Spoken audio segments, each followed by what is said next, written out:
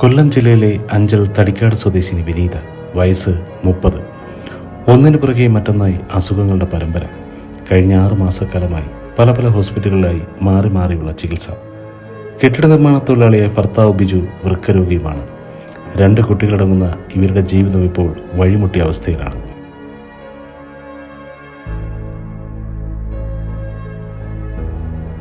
വിനീതയും കുടുംബത്തെയും തിരികെ ജീവിതത്തിലേക്ക് എത്തിക്കാൻ നമ്മുടെ ഓരോരുത്തരുടെയും സഹായം കൊണ്ട് മാത്രമേ ഇനി കഴിയൂ. എൻ്റെ പേര് ബിജു എന്നാണ്. എൻ്റെ വൈഫ് വിനീത എന്ന പേര്. വിനീതയ്ക്ക് വളരെ ചുരുക്കം പേരിൽ വരുന്ന വോക്കൽ കോഡ് അടഞ്ഞു പോകുന്നൊരവസ്ഥയാണ്. ശ്വാസം മുട്ട് വരികയും അമിതമായി ചുമച്ച് ബോധം പോവുകയും ചെയ്യുന്നൊരവസ്ഥ. ജീവന് പോലും ഭീഷണിയാവുന്ന രീതിയിലുള്ളൊരു സ്ഥിതിയിലോട്ടാണ് പോയിക്കൊണ്ടിരിക്കുന്നത്. 6 മാസമായി ഞങ്ങൾ ഹോസ്പിറ്റലുകളിലാണ്, പല ഹോസ്പിറ്റലും. തമിഴ്നാട് വെല്ലൂർ ഹോസ്പിറ്റലിലും പോയി. വോക്കൽ കോഡ് അടഞ്ഞു പോകുന്നതാണ് പ്രശ്നമെന്ന് കണ്ടുപിടിച്ചത്. കൂടുതലായിട്ട് ട്രീറ്റ്മെൻറ്റുകൾ ചെയ്യേണ്ടി വരും. ഇതിന് സാമ്പത്തികമായിട്ട് നമുക്ക് ബുദ്ധിമുട്ടാണ്. വളരെയധികം പ്രശ്നങ്ങളും അപ്പോൾ അതിൻ്റെ കരൾ വീക്കം ഒരുപാട് കൂടി നിൽക്കുന്നു.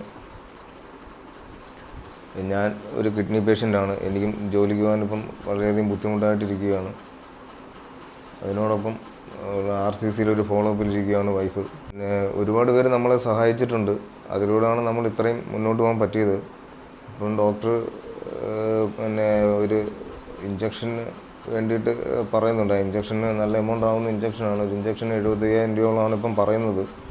നമ്മൾ എടുക്കാൻ ഇതുവരെ അതിനെക്കുറിച്ച് എടുക്കാമെന്ന് പറഞ്ഞില്ല. കാരണം അതിന് സാമ്പത്തികമായിട്ട് നമുക്ക് പറ്റത്തില്ല. കഴുത്തിൻ്റെ 2 ഭാഗത്തായിട്ട് ഇഞ്ചക്ഷൻ എടുത്തിട്ടുണ്ട്. അത് ഫലപ്രദമായില്ല.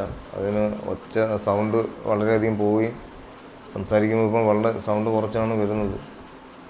ശാരീരികമായി ഇപ്പം വളരെ ബുദ്ധിമുട്ടിലും വളരെ ക്ഷീണവും ആണിപ്പം.